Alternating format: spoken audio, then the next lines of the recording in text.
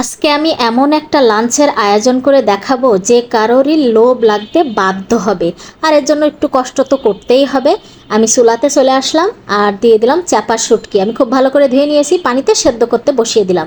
এখন চলে আসলাম আমি চাল ডাল ধুয়ে নিয়েছি, এর মধ্যে আদা রসুন বাটা, জিরা বাটা, পেঁয়াজ কুচি, আর সাথে মরিচ কুচি দিয়ে দিলাম, পরিমাণ মতো নুন, আর দিয়ে দিলাম হলুদ গুঁড়ো, আর সাথে ধনিয়া গুঁড়ো, আর দেবো পরিমাণ মতো তেল। দিয়ে এটা খুব ভালো করে হাতে মাখতে হবে। তো আমি খুব কষলে কষলে এটা হাতে মেখে নিয়েছি। দেখেন, এখন পরিমাণ মতো পানি দিয়ে দেব। তো যে কোনো ভালো খাবার খেতে হলে আপনাকে তো কষ্ট করতে হবে, এটা মানতেই হবে।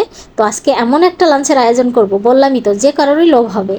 যাই হোক, আমি রাইস কুকারে বসাই দিয়ে গেলাম, সুইচটা অন করে দিলাম। এখন এই যা দেখেন, আমার শুটকিটা কিন্তু সেদ্ধ হয়ে গেছে। মানে মেন হচ্ছে এটার আমি জুসটা আলাদা করে নেবো, পানিটা আলাদা করে নেবো, কাটা আলাদা, না হলে কি হয় কাটাটা খ্যাসখ্যাস করে। এই জন্য কাটা আমি দেবো না, শুধু পানিটা নিয়ে নিয়েছি।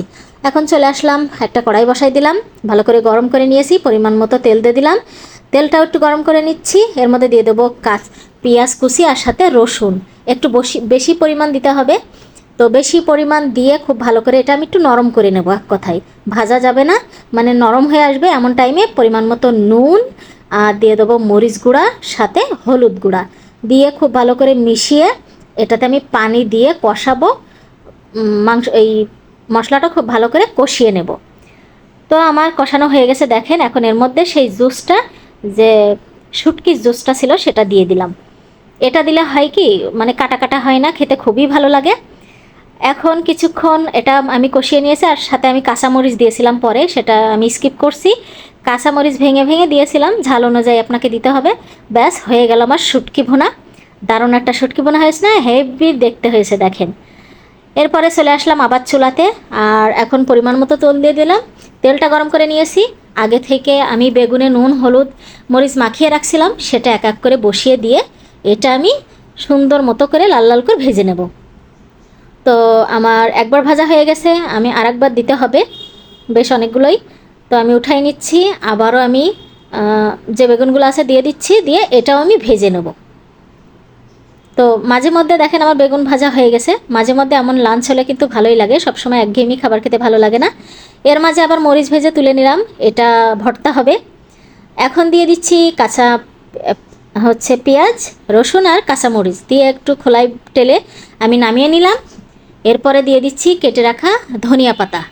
এটা শুধুমাত্র গার পানি শুকাবো, কোনোভাবেই ভাজবো না, ভাজলে স্বাদটা চেঞ্জ হয়ে যাবে। গার পানিটা নেড়ে চেড়ে শুকিয়ে নামিয়ে নেব।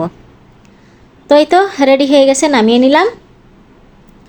এখন চলে আসলাম ব্লেন্ডারে, সবগুলো বাটিতে দিয়ে দিলাম। দিয়ে নিয়ে আমি দেব পরিমাণ মতো নুন আর সরিষার তেল, দিয়ে এটা খুব ভালো করে ব্লেন্ড করে নেব। পাটায় বাটতে পারলে বেশি ভালো হয়, বাট এত কিছু করে না আর এনার্জি নেই আমার, এই জন্য পাটায় বাটতে চেয়েছিলাম, কিন্তু পরে ভালো লাগেনি, এত আয়োজন করতে করতে এক হাতে কষ্ট হয়ে যায়। তো খুব ভালো করে আমি এখন ব্লেন্ড করে নিই। ব্লেন্ডারও খারাপ লাগে না, বাট পাটায় বাটা ভর্তা একটু বেশিই মজা হয়। তো এটা হচ্ছে আমার ধনেপাতা ভর্তা হবে। তো অলরেডি আমার রেডি, দেখেন ধনেপাতা ভর্তাটা দেখতে সেই ইয়াম্মি। তো আমাদের লাঞ্চ রেডি, দারুণ একটা লাঞ্চ বানিয়েছি। কী কী দেখাই, বেগুন ভাজি, সাথে শুটকি, এই খিচুড়ি, আর সাথে শুটকি ভুনা, আর আছে কি বলেন, ধনেপাতা ভর্তা, আর সাথে মরিচ ভর্তা। দারুণ একটা লাঞ্চ না, হেভি হয়েছে এই দিন লাঞ্চটা। সবাই তো